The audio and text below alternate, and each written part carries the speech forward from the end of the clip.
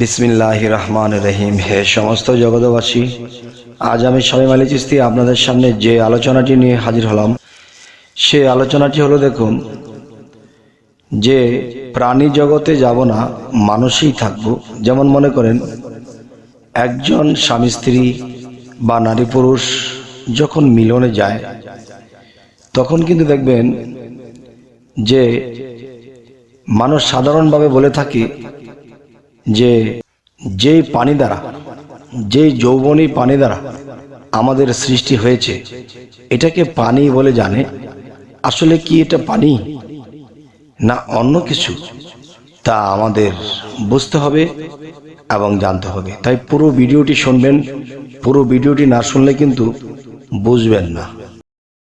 প্রথমত আমি বলবো, দেখুন, যে মানুষ যখন সেই নারী পুরুষ কিংবা স্বামী স্ত্রীর যে মিলনে যায়, তখন কিন্তু যে 24 ফোঁটা নির্গত হয়।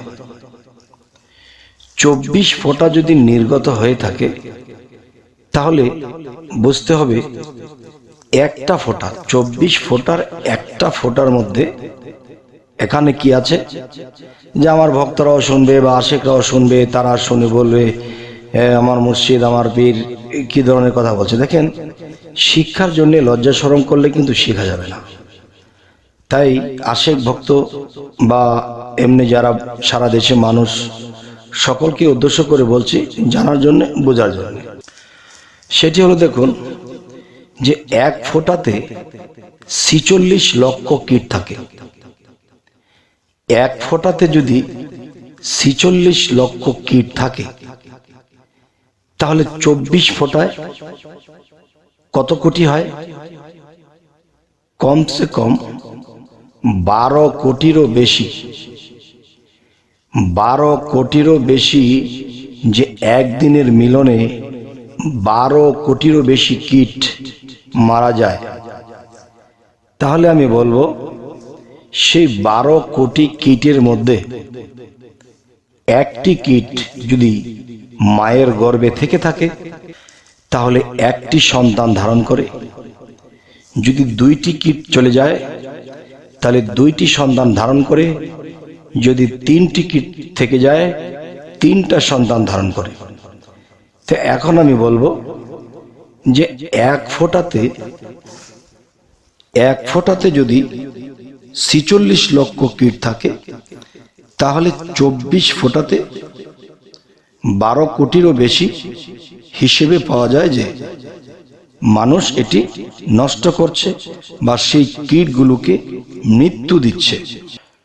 যে মানুষ কিন্তু একটা কথা বলে থাকে, যে মানুষ যখন খাদ্য খায়, সেই খাবার থেকে ভিটামিন পাচ্ছে, সেই ভিটামিন থেকে রক্ত হচ্ছে, রক্ত থেকে কীট হচ্ছে, আর সেই কীটগুলো সেই মিলনের পাশাপাশি সেখান থেকে সেই বীর্য সৃষ্টি হয়ে সেখানে এক ভাণ্ড থেকে আরেক ভাণ্ডে চলে যায়।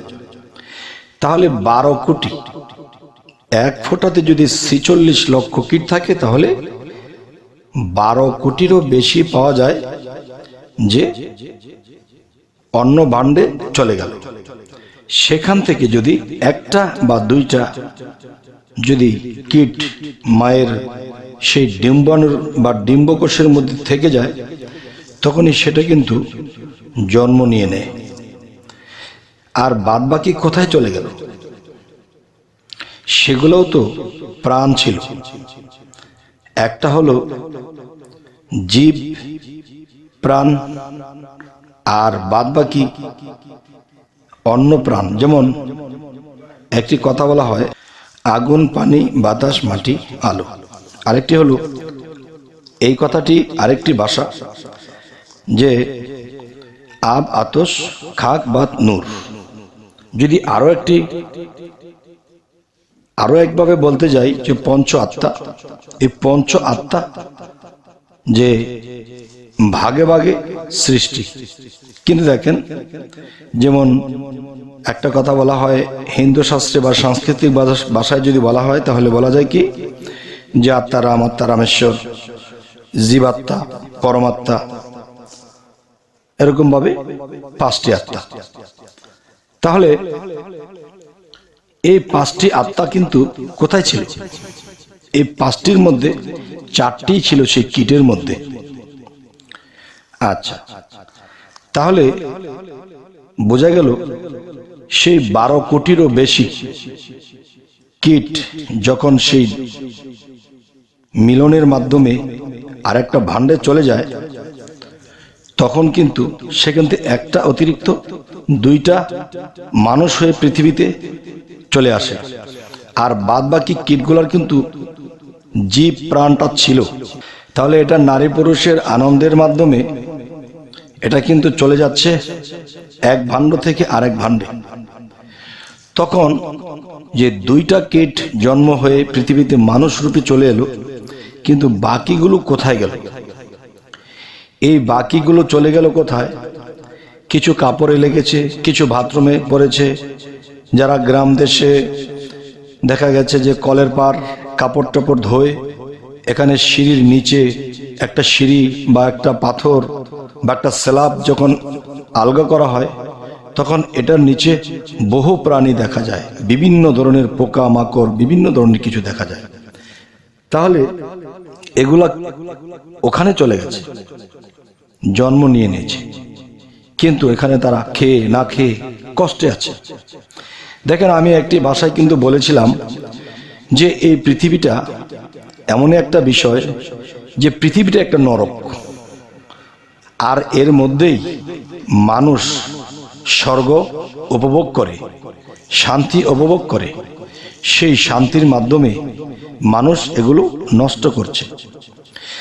তো এখন বলা যেতে পারে এটা আল্লাহরই সৃষ্টি। আল্লাহ তো এটা কোরআনে বলেছে যে আমি যে উন্মুক্ত করে দিয়েছি স্বামী ও স্ত্রীকে, তোমাদের স্ত্রীগণকে আমি, তোমাদের স্বামী স্ত্রীগণকে আমি অনুমতি দিয়েছি, তোমরা এই আইনে চলো, বৎসরে 12, এরপরেও যে যত কমাইতে পারো, এরপরও দাম্পত্য জীবন, এটা কি আর হয়? তো এখানে বহুবার হয়ে যায়। যাই হোক, তো আজকের আলোচনাটা আমি যেটা বোঝাতে চাচ্ছি যে আল্লাহর যে একটা আইন আছে, সেই আইনের মাধ্যমে যদি কেউ চলে, তাহলে বাদ বাকি কি নষ্ট হলো, কোথায় কি হয়ে গেল, সেটা আমার দেখার বিষয় নয়। কারণ আল্লাহ যদি আইন করে থাকে, সে আইনে থাকলে বাদ বাকিটা আল্লাহ বুঝবে। আর বেআইনি ভাবে যদি এটা করা হয়, অবৈধভাবে করা হয়, তাহলে এটার হিসেব আল্লাহ চাবে। তো এখন যে কথাটি আমি আপনাদেরকে বোঝাতে চাচ্ছি, দেখেন, মানুষ আনন্দের বর্ষে যে এটা করে থাকে, যে সেটা হালাল আছে না বেহালাল আছে, এটা কি আইনে আছে কি আইনে নেই, তা কিন্তু মানছে না। এটারই কিন্তু হিসেব হবে। কিন্তু আল্লাহ যে আইন দিয়েছে, নবীর মাধ্যমে, রাসূলদের মাধ্যমে যে আইন প্রয়োগ করা হয়েছে, সেটি যদি কেউ মেনে চলে, তাহলে যে 12 কোটিরও বেশি যদি তারা মারা যায় কিংবা জন্ম নেয় বা যাই কিছু হোক, সেটার হিসেব আপনার কাছে নেওয়া হবে না। আচ্ছা, তবে এখন আমি আপনাদের সামনে যে আলোচনাটি তুলে ধরলাম, অবশ্যই পৃথিবীতে অনেক জ্ঞানী, মধ্যজ্ঞানী, ঊর্ধ্বজ্ঞানী, নিম্নজ্ঞানী সবাই কিন্তু এই চিন্তাটা করে যে আল্লাহ কিন্তু বলেছে তোমার স্ত্রীদেরকে আমি হালাল করেছি, কিন্তু আমরা কিন্তু সেখানে বেহালাল ভাবে কিছুই করতে পারবো না। যদি আইনের বাইরে কিছু করি, তাহলে কিন্তু হিসেব হবে, আর আইনে থাকলে সেটা আল্লাহ বুঝবে। তবে হে সমস্ত জগতবাসী, যে বিজ্ঞান এখান থেকে যা রিসার্চ করেছে, তারা কিন্তু মূলত আরেকটি জিনিস বুঝতে পারেনি, যে এখানেও পাপীর এবং নেকির হিসেব চলছে। এটাও কিন্তু যে আমরা মারেফতের দৃষ্টিতে যদি যাই, আমরা পুলসিরাত খুঁজি, এবং শরীয়তের দৃষ্টিতে আমরা পুলসিরাতকে বুঝি মৃত্যুর পরে পুলসিরাত। কিন্তু মৃত্যুর পরে যে পুলসিরাত, এটাও সত্য। কিন্তু দুনিয়াতে, এই পৃথিবীতে যারা চক্ষুমান জ্ঞানী হয়ে গেছে, তারা পুলসিরাতকে দেখতে পায়, পুলসিরাতকে দেখতে পায় আর বলে হায় হায় কি করতেছি, হায় হায়, এই চিন্তাটি করবে। তবে অবশ্যই আপনারা যদি এই আলোচনাটা খেয়াল করে শুনে থাকেন, তাহলে এখান থেকে রিচার্জ করলে দেখবেন যে ওই কথাটির সাথে মিল আছে। পুলসিরাতের পুল দিয়ে যখন মানুষ পারাপার হবে, এখান থেকে একদল মানুষ পাপিষ্ঠ যারা, তারা কেটে পড়ে যাবে, তার মতো রাস্তা এখান দিয়ে কেটে পড়ে যাবে। আর যারা নেকি হবে তারা প্রশস্ত রাস্তা পাবে, তারা ব্রিজের মতো হেঁটে চলে যাবে, তাদের কোনো বাঁচবেই না। তাহলে বোঝা গেল কি, যে এখানে এমন কিছু বিষয় আছে যা বিজ্ঞান এভাবে বলে না, কিন্তু অন্যভাবে বলে। আর আমরা আধ্যাত্মিক জগতে যারা আছি তারা এভাবে বলি।